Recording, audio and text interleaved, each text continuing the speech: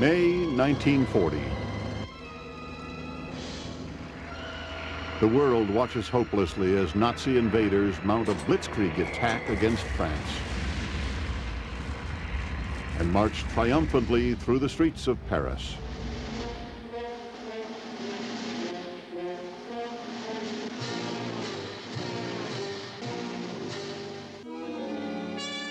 But behind the tears of a defeated people comes the rumbling of rebellion.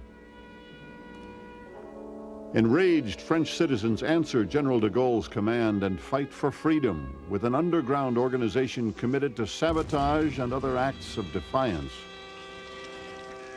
This resistance grew bit by bit, comprised of both men and women, regardless of political, moral, or religious persuasion. I became a founder of the Parisian Liberation Committee and the organization that directed the resistance and the national insurrection. Hitler himself visited France during the occupation. He marveled at the great monuments. He reveled in his conquest.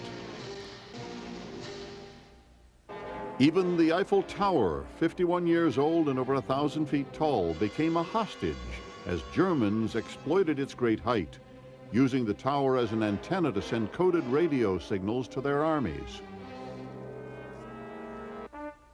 Ironically, the silhouette of the tower against the Paris skyline offered hope to the free French underground. It was a symbol of liberty, a symbol of France. Under the occupation, the idea predominated among all the French to know that one day one would be free to climb up the Eiffel Tower. When Allied troops finally liberated Paris, this handful of free Frenchmen celebrated by climbing the Eiffel Tower and unfurling the French tricolor flag. Down below, citizens spat and cursed at the fleeing Germans. But from the pinnacle of the tower, liberty, equality, and fraternity reclaimed its mantle of glory. For most of the world, the Eiffel Tower is France. It is light and hope, poetry and magic. Her complex geometry holds the dreams of lovers. The French may enjoy the distinct honor of having created and nurtured this international monument, but her home is in the hearts of free people everywhere. Tonight on Modern Marvels, La Tour Eiffel, the Eiffel Tower.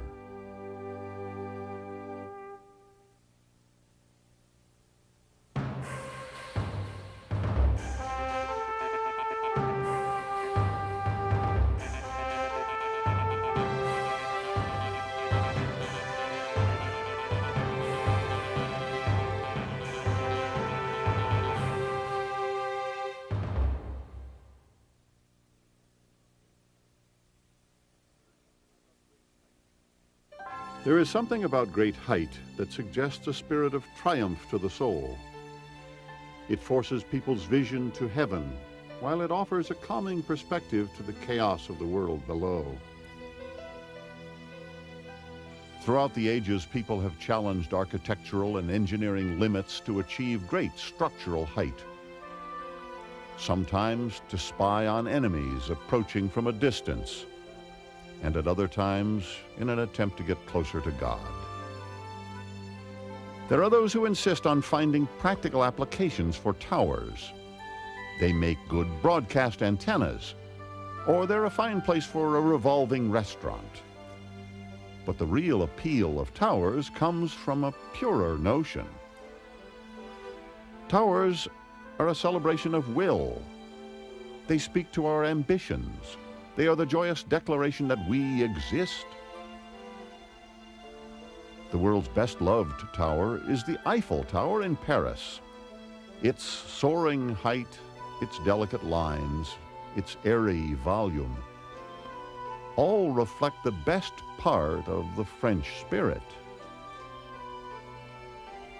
Designed and built in 1889, it was the centerpiece in a celebration of the bloody French Revolution 100 years earlier. On July 14, 1789, in a flood of revolutionary passion, Parisian artisans led an attack against French aristocracy and stormed the Bastille, the infamous prison where the poor and politically incorrect were locked away. The insurrection spread across France, and patriots rallied to the battle cry of freedom, the Marseillaise. Let us go, children of the fatherland. Our day of glory has arrived. Against us stands tyranny. The bloody flag is raised. Come together in the countryside to lower these savage soldiers. They come right into our arms to cut the throats of your sons, your country. To arms, citizens, form your battalions, let us march, that their impure blood should water our fields. This nationalistic eruption reverberated across Europe and set the stage for modern democratic movements. And the French people were justifiably proud of the positive contributions their revolution had made. But a century later, the French ego was bruised after a devastating military defeat to Germany. The idea of mounting a spectacular international exposition seemed like a grand way to remember past glory and forget about contemporary setbacks. They were still sad because there was in 1870 a terrible war with Germany, and we had lost two provinces, Alsace and Lorraine. And for that, the French people were very pleased to have this exhibition to show they were very great. And you see, the country was quite rich. It was decided there needed to be a centerpiece for the celebration, an artistic statement which would loom over the crowds. The bravado of the industrial age suggested an engineering accomplishment, a tower. The tower was important as something very clever in technology, you see. Nobody in the world was able to build a tower of 1,000 feet, you see. Lots of people tried in America. There were lots of plans of towers, but they never built them. A competition was held for design. Architects from all over France submitted elaborate plans. The first one was done by a man called Maurice Coquelin. He was one of the first engineers in Gustave Eiffel's staff. Gustave Eiffel was France's premier architect-engineer. His reputation sprang from his visionary work on bridges. He explored the revolutionary concept of metal frame construction. His genius attracted the finest architects in France to his studio, and Eiffel's association with the project virtually guaranteed its funding and completion. Two young engineers on Eiffel's staff, Maurice Coquelin and Émile Nogier, actually created the concept of the 300-meter tower for the 1890 exhibition in Paris. They sketched the first crude designs for a framed structure, then called on architect Stephen Savastre to add ornamental flourishes, the arching floral elements and sculptural nuances.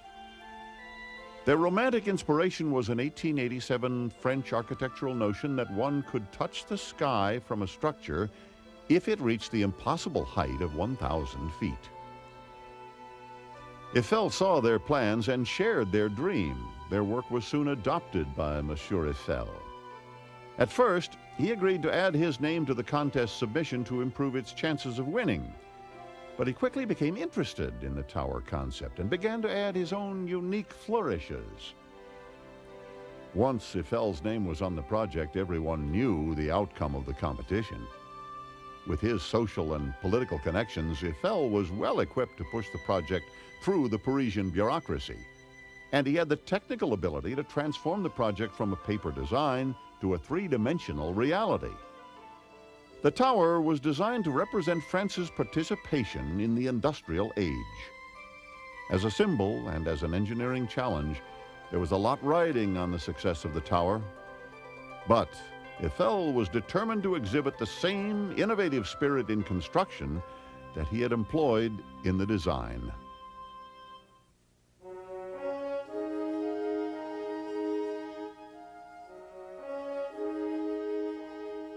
It is air and light, form and motion, as sturdy as man's resolve and as ethereal as his thoughts.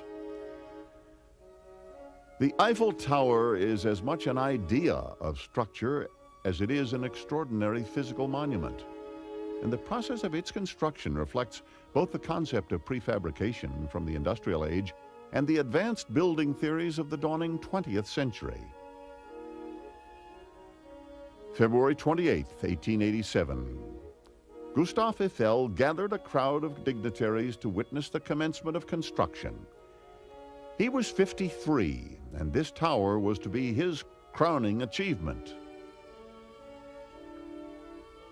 As the ceremonies proceeded, 50 engineers were still drafting over 5,300 detailed blueprints for the 132 workmen at the site. It would take 4 months to lay the foundation for the legs. 2 pillars were set on 6.5-foot thick concrete slabs set 23 feet below ground. The remaining 2 legs were positioned so close to the Seine River that watertight metal dams had to be lowered into the damp earth so the concrete could set beneath the seeping water line. The square encompassed by the 4 legs was 426 feet on each side, broad enough to distribute evenly the structure's 7,000 tons of iron. Onto these foundations arose masonry bases embedded with 2 anchoring bolts for each of the 4 feet. From here, the legs would rise at a sharp 60-degree angle as hollow framework beams. The beams were made of angle brackets and flat bars riveted together with stiffeners attached to the sides. 4 of these assemblies combined to form the entire beam. The beam had the same structural dynamic as a series of interlocking cubes. And this is the genius of Eiffel's design. The framework support is as sturdy as solid stone, at only a fraction of the weight. It was also easily erected with standardized, inexpensive, prefabricated materials. Eventually, 18,000 metal parts and 2,500,000 rivets would comprise the tower. Yet all of the pieces are either flat bars, angle brackets, or plates. The first stage of the construction was also the most critical. All 4 legs needed to rise simultaneously and meet on an exact horizontal plane at the tower's first floor. The radical angle demanded scaffolding support for each of the legs, and a center scaffold to support the center ring girder which held the structure together. 800-ton thrust jacks, operated by manual hydraulic pumps installed under each leg, helped to raise and lower the 4 sides independently in order to reach the required precision. When this was achieved, Gustave Eiffel knew there was nothing that could stop the completion of his dream, although there were those who would try. Eiffel was annoyed by people who lived near the tower, who said that it will fall on their houses. And nobody would cover the risk. He covered it by himself. Likewise, many people feared that the tower would destroy the Paris skyline. When it was started to be constructed, some people tried to stop it, you see. And some painters, writers, architects wrote a letter saying it's a scandal. The Paris arts community saw the tower as a rude industrial imposition on the city's beauty. Dozens of French writers and painters attacked the tower in a public declaration. "I feel Paris is threatened," claimed one artist, "by this positively tragic lampstand issuing from her stomach."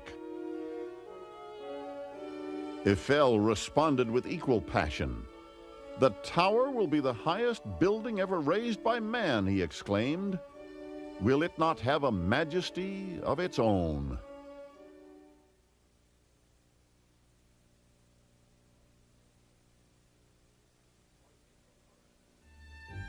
By April 1st, 1888, the 300-meter Tower of Paris was an eruption of iron lifting skyward and carrying with it the spirit of France.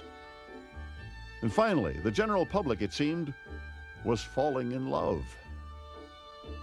The people in Paris, general public, really felt a very strong feeling of admiration toward this tower. What had begun as the skeletal suggestion of form was now exhibiting grand, flowing design.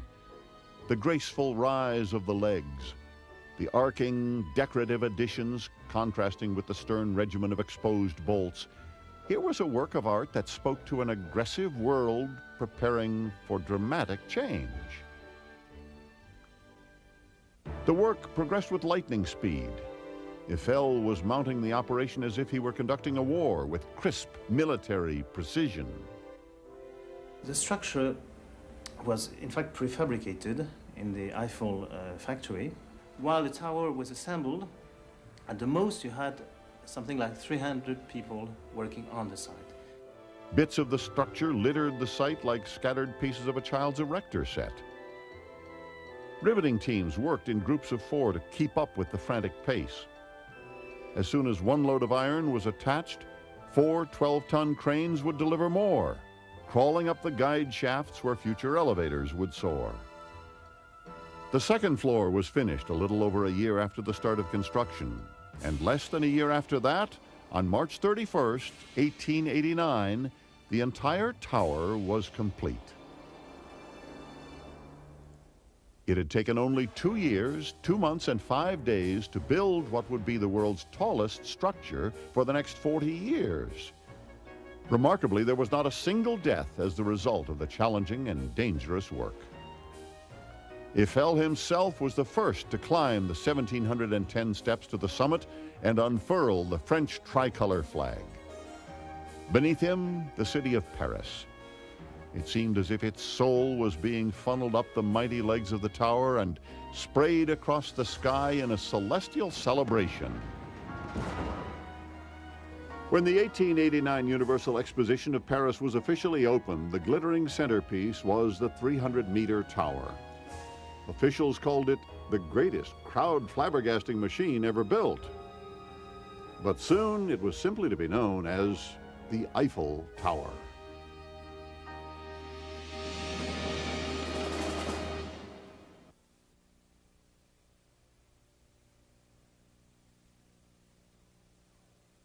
The tower was called at first the Tower of 320 meters. Even in the beginning, the pylon of 320 meters. Then the 320-meter tower.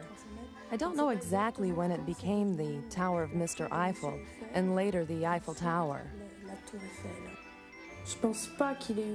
I think it escaped him that it would go any further than a very high, functional tower of great dimension.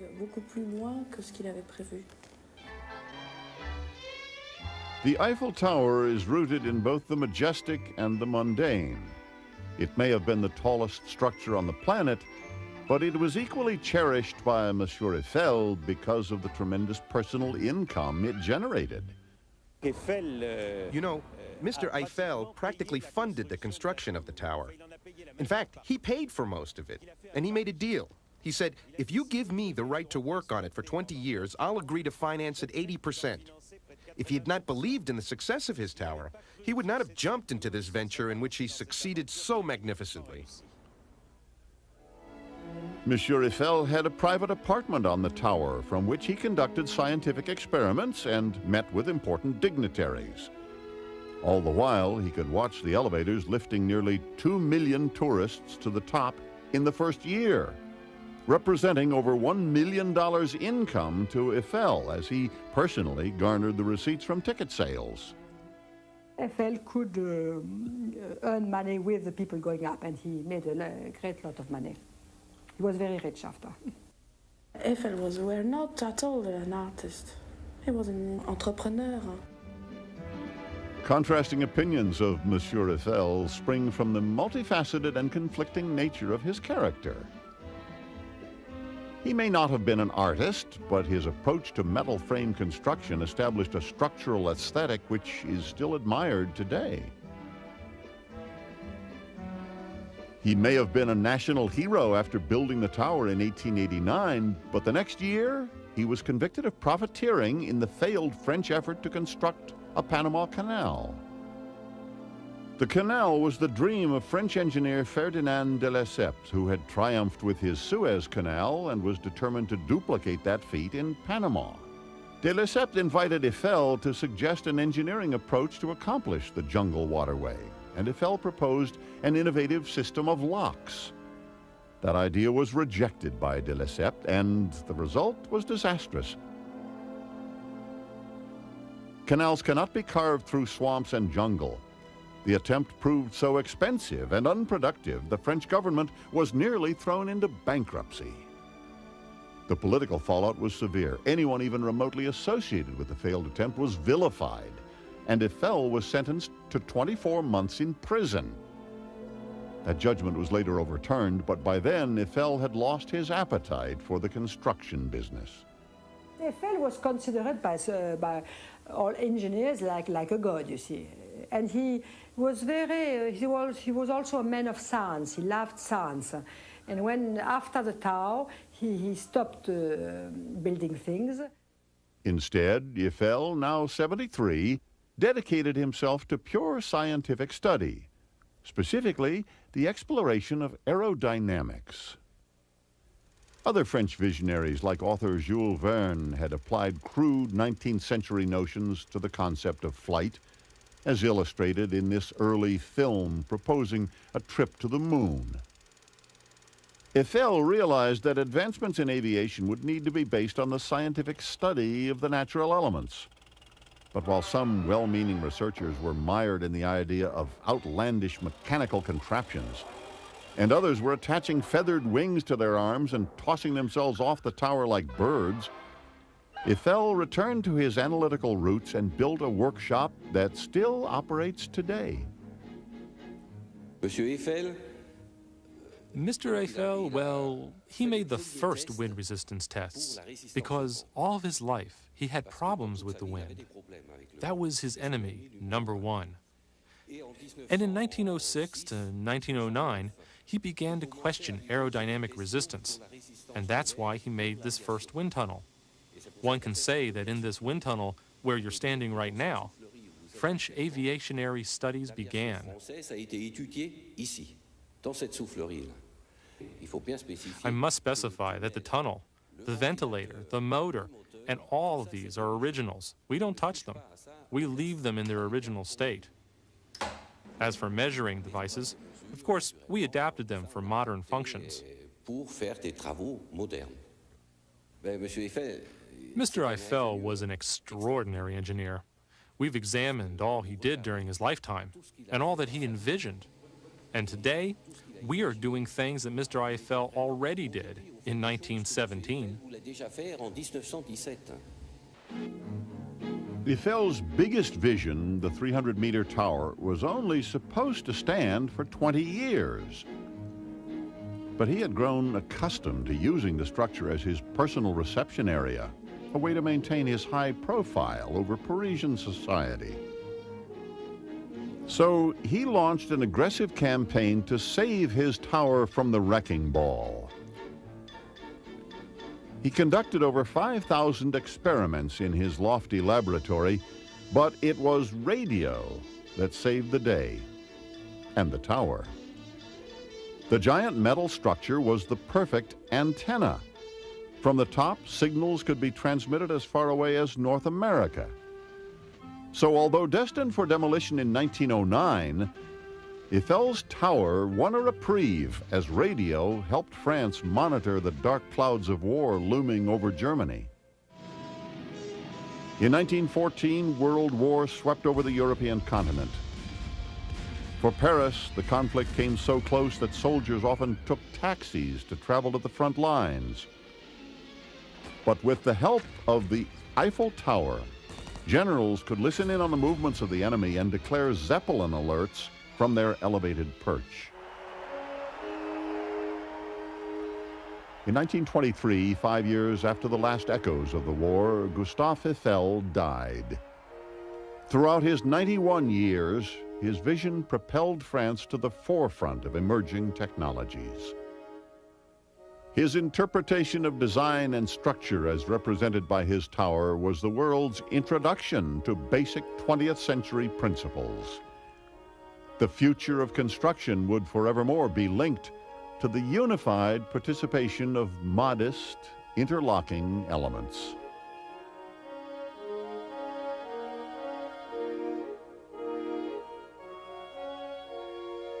It was a concept whose time had come.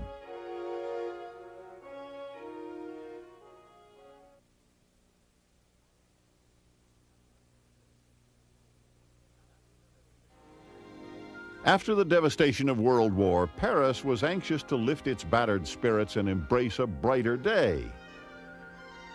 Yet some sensed a subtle, desperate undercurrent to the celebratory esprit. It was as if the frantic good times were masking the many issues the war had left unsettled.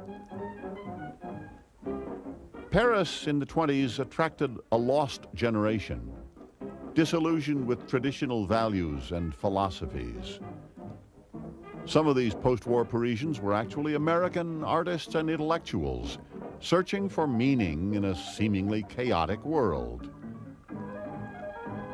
F. Scott Fitzgerald and his wife Zelda, Charlie Chaplin, movie stars, painters, and a mixed assortment of creative individuals became attracted to a French revolution in thinking called existentialism.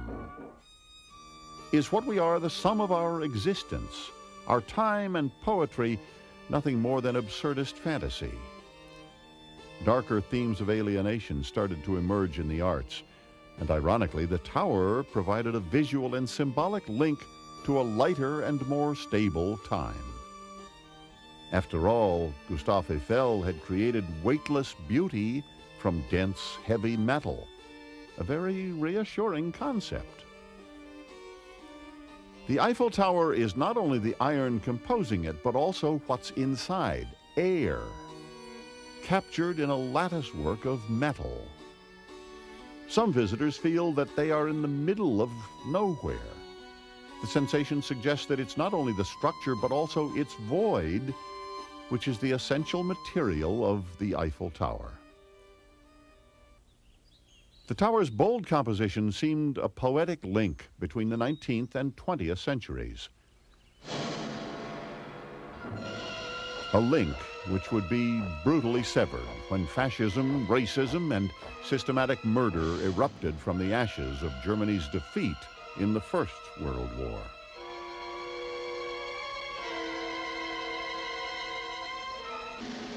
May 1940, in the terrifying panic of a Nazi blitzkrieg, Paris and the Eiffel Tower were taken hostage.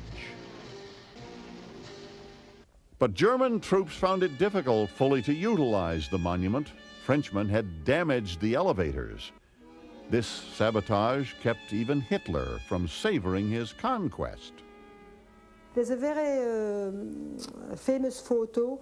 He's on the Trocadero, he looks at the tower, but he hasn't been on it. There were no lifts, couldn't go. Seeing the tower occupied by Nazis enraged French citizens. Parisians joined together in futile counterattacks. The Free French secretly conspired in the ancient Roman catacombs, which weave beneath the streets of Paris. Tunnels hiding the bones of forgotten and vanquished Frenchmen throughout the centuries were now home to the resistance. There are subterranean passages that go underneath the French capital.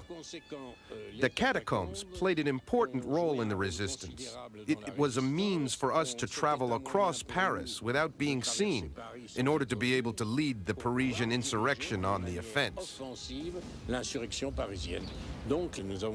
We derailed trains because those trains that went to the front lines of the Atlantic all went behind Paris. I participated in the sabotage of railroad tracks, tracks that were obviously meant for trains that transported soldiers. But one day, we found out about a large train that circled Paris. We made arrangements, we derailed the train, and it was just awful because the train was packed with sauerkraut. There were particles of sauerkraut for miles around. Hitler despised the Free French and planned to destroy their most treasured monument out of spite. At the war's end, Hitler gave orders to have the tower bombed. But General von Cholitz, who had fallen in love with the city of Paris, gave the Eiffel Tower an unauthorized reprieve.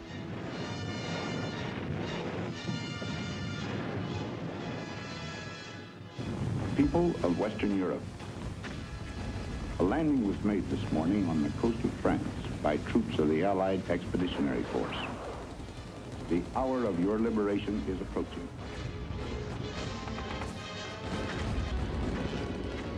American tanks finally drove the Nazis from the Eiffel Tower.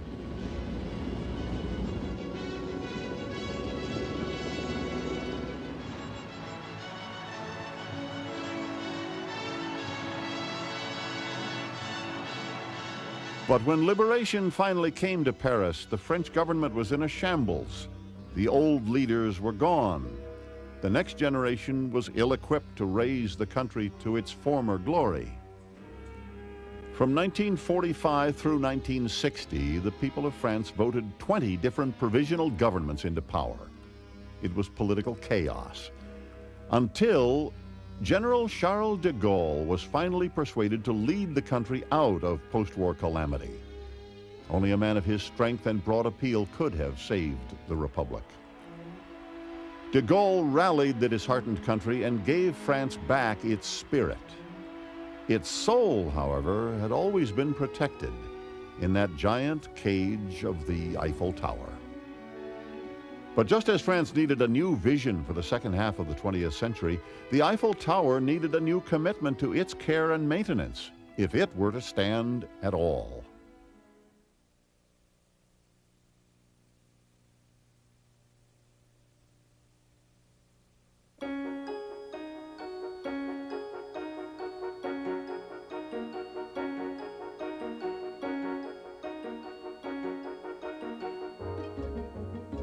It was designed as the centerpiece of an international exposition in 1889.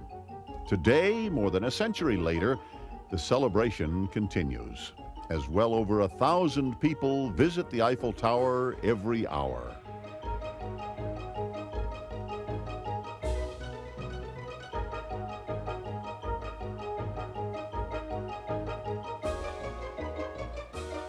There are 4 elevators to carry them to the top, one in each of the tower legs, rising at a steep 60-degree angle. The heart of the hoisting is actually hidden beneath the legs in a century-old catacomb. Here, complex contraptions rival Jules Verne's most elaborate fantasies. The original principle was to have water under pressure, pushing a piston that was pushing a dolly. The dolly was pulling the cable to heave the car up. The 100-year-old technology forms an animated mosaic, giving the impression that the lifting is done by a giant mechanical toy.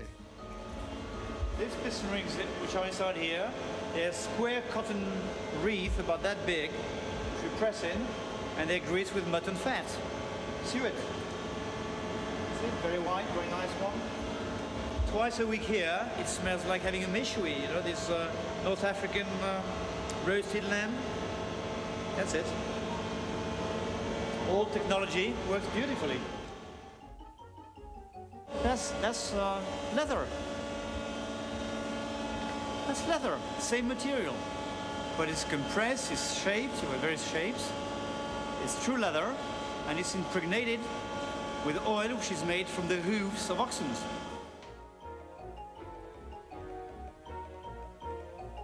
In 1980, officials decided to upgrade the system by blending the old technology with the latest high-tech equipment. It's like mixing the engine of a Ferrari and the engine of a Mack truck. At the 3rd level, a second bank of elevators carries passengers vertically to the summit. Atop the structure, maintenance is non-stop.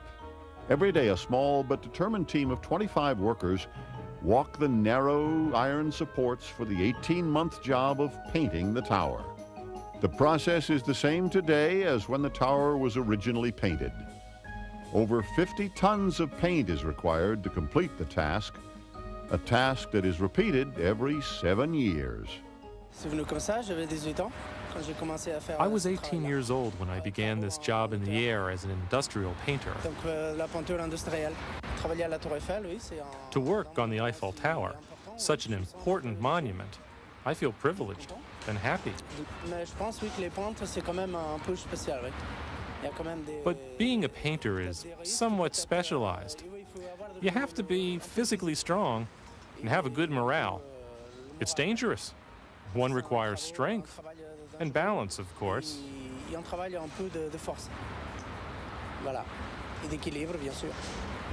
The higher I am, the better I feel.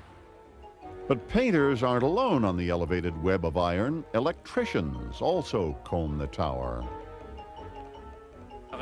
Personally, I'd much rather work up here than in an office. I think my friend agrees.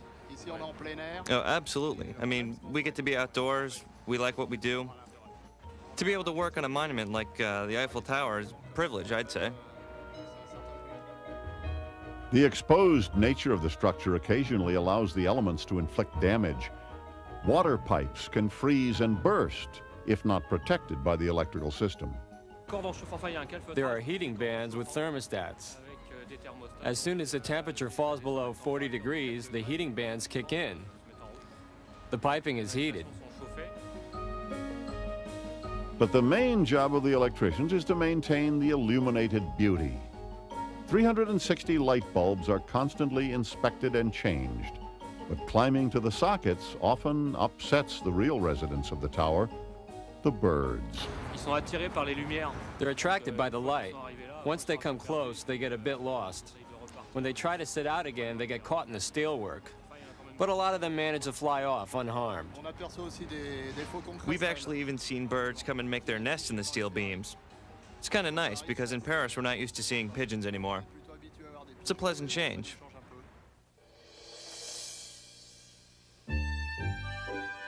Early evening, the sun casts its last golden pink rays over the city of Paris. The homes, the museums, the monuments and cathedrals, and the couples who gather on the tower. The tower responds as if its own glorious wash of color is the reflected glow of lovers. The lighting design is calculated to enhance the romantic ambiance.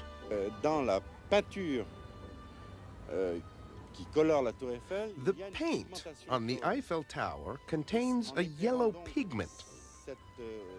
Lighting it with yellow light brings out the yellow pigment. That's been the major source of success in this operation. The approach is entirely different because night lighting must interpret the feeling, even the expression of the monument.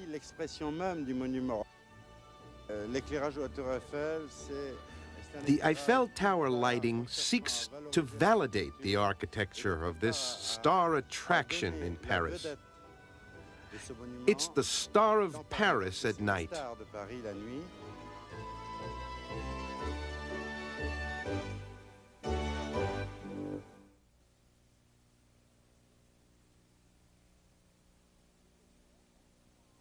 People who work at the tower are very proud. Some even too proud. It's like if they had built the tower.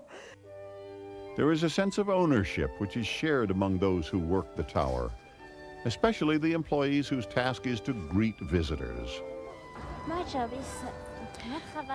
job, in fact, is to organize the tour guides. I am responsible for the group. We're now in the North Pillar. Each of the four corners of the Eiffel Tower is represented by pillars, in which you will find the elevators. Down there is the beautiful France restaurant, and above it the Parisian restaurant, the two restaurants of the first level. And over there is the Cinemax Gallery, where you'll find a post office, souvenir shops, buffets, ice cream vendors. There are lots of interesting things in the gallery. The tower was originally designed as a tourist mecca. and it still serves that light-hearted function today. But its magnificent vistas and staggering height sometimes attract a darker element. People periodically try to jump off the Eiffel Tower. Already 380 people have committed suicide. That's an average of about 3 or 4 a year. So we regularly try to control the situation. We try to reason with them. We would try to find out their motive. We discuss it with them. We try to talk with them as much as possible until security comes, and from then on, it's the fireman's responsibility. More often, a tour guide has the opportunity to see people in a more festive and romantic mood. I have seen a lot of couples walking arm in arm. They often come to celebrate an event or an anniversary.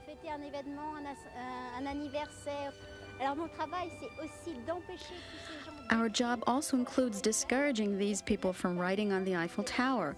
Most of the time we chase them and we try to catch them, and sometimes it's a little game between the tourists and ourselves. We are on the 3rd floor of the Eiffel Tower in front of the Jules Verne restaurant. This restaurant is one of the symbols of Paris precisely because it's located way up on the 3rd floor. There's only one Eiffel Tower, only one 3rd floor. It's certainly the best location in the world unless there's a restaurant on top of Mount Everest. The ceremony and celebration of haute cuisine is a tradition on the tower extending back to its earliest days. Food is more than nourishment for the French. It is a passion.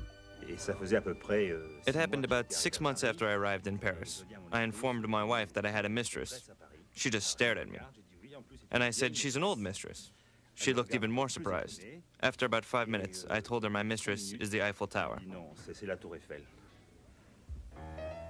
Some artists paint, some work in stone.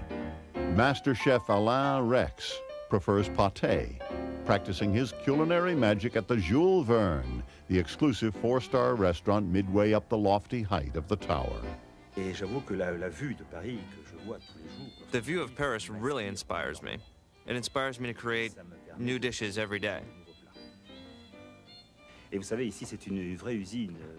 We have 115 people employed in the Jules Verne restaurant alone. There's a lot of hustle and bustle, a lot of people. I love that. Armed with spatulas, whisks, paring knives, and soufflé dishes, Chef Rex and his men fight for the honor of France.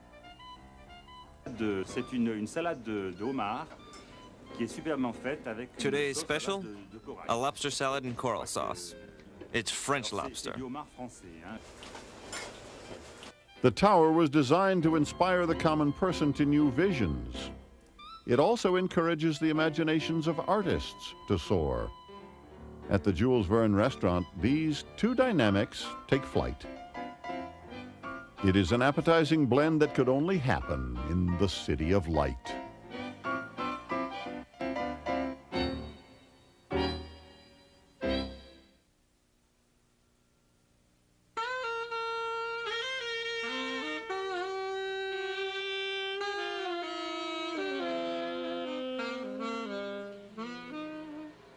Paris is often called the City of Light. But to what quality of light does the title refer? Does it suggest the lightness of the French spirit, the enlightenment of the French culture, or perhaps the brilliant light of the French sky, bleaching marble facades by day and by night, cradling lovers in its rose-colored evening mist? Maybe it's the magic light of a cabaret where Toulouse-Lautrec painted and played.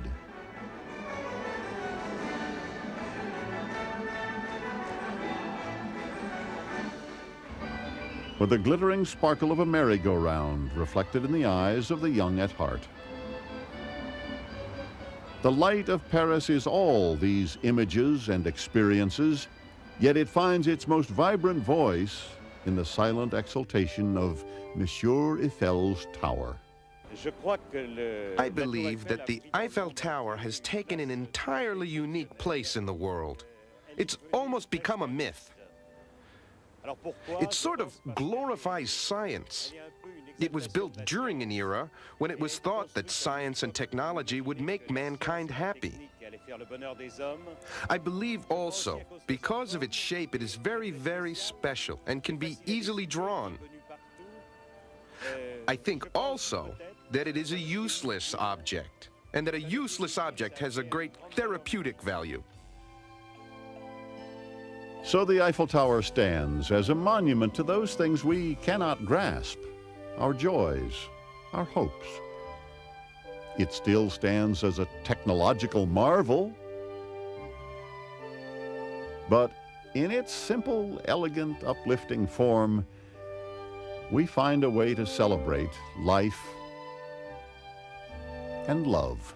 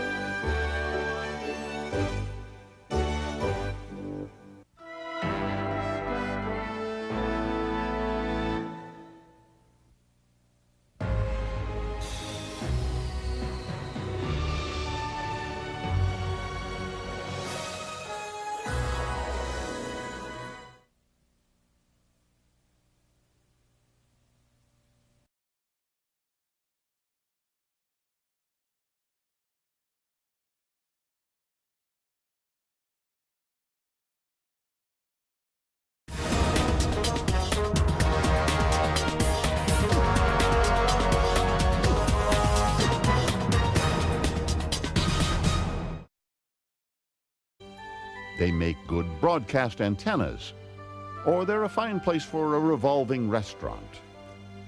But the real appeal of towers comes from a purer notion. Towers are a celebration of will. They speak to our ambitions. They are the joyous declaration that we exist. The world's best-loved tower is the Eiffel Tower in Paris. Its soaring height, its delicate lines, its airy volume, all reflect the best part of the French spirit. Designed and built in 1889, it was the centerpiece in a celebration of the bloody French Revolution 100 years earlier. On July 14, 1789, in a flood of revolutionary passion, Parisian artisans led an attack against French aristocracy and stormed the Bastille, the infamous prison where the poor and politically incorrect were locked away. The insurrection spread across France, and patriots rallied to the battle cry of freedom, the Marseillaise. Let us go, children of the fatherland. Our day of glory has arrived. Against us stands tyranny. The bloody flag is raised. Come together in the countryside to lower these savage soldiers.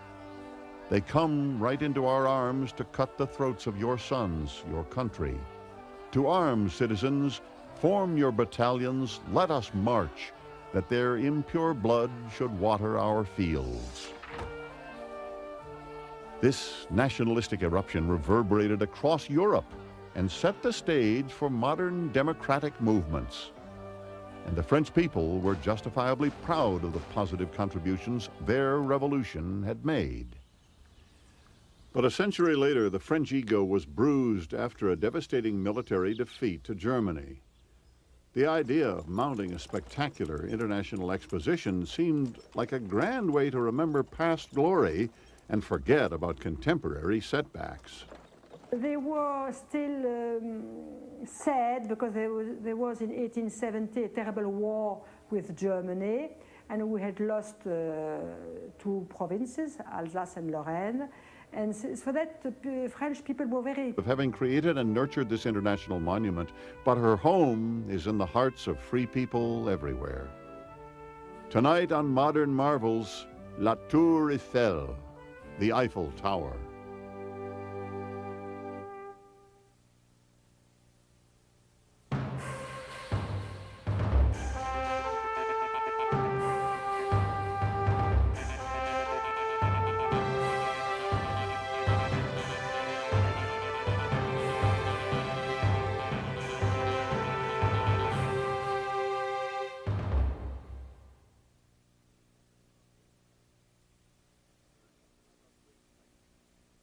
There is something about great height that suggests a spirit of triumph to the soul.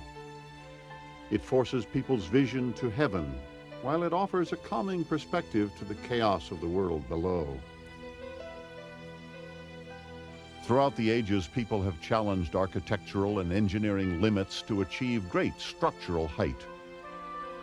Sometimes to spy on enemies approaching from a distance, and at other times in an attempt to get closer to God. There are those who insist on finding practical applications for towers.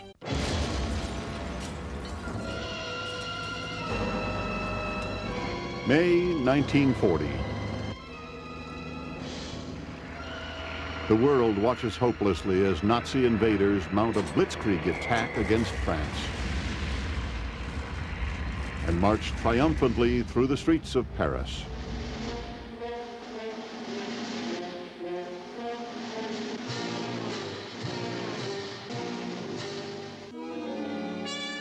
But behind the tears of a defeated people comes the rumbling of rebellion.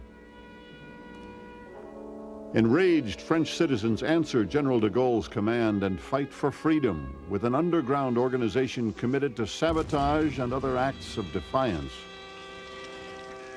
This resistance grew bit by bit, comprised of both men and women, regardless of political, moral, or religious persuasion. I became a founder of the Parisian Liberation Committee and the organization that directed the resistance and the national insurrection.